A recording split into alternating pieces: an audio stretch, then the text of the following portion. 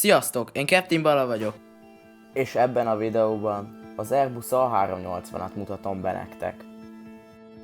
A Super Jumbo névre hallgató repülőgép korunk legnagyobb utasszállító repülőgépe. A gép több flottában is megtalálható, többek között az Emirates, illetve a Lufthansa flottájában.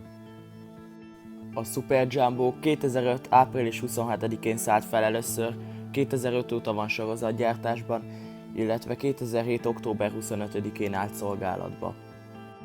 A gép sztár vendége volt különféle airshow-knak, ez a kép például a Dubai Airshow-n készült róla. Az ára 445,6 millió dollár, a hatótávja 15.700 km és 900 km/h az utazó sebessége.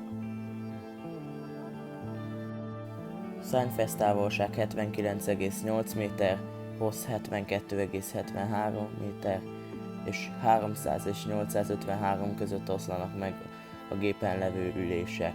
Most az A380 800 típusának az adatait mondtam el. Érdekesség, hogy az All Nippon Airways egy japán légitársaság festése talán a legexkluzívabb festés erre a repülőgépre.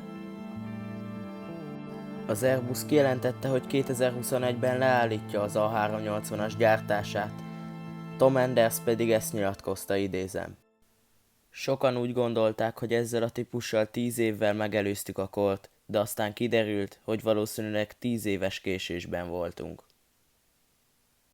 Tom Enderstől, tehát az Airbus vezérigazgatójától idéztem.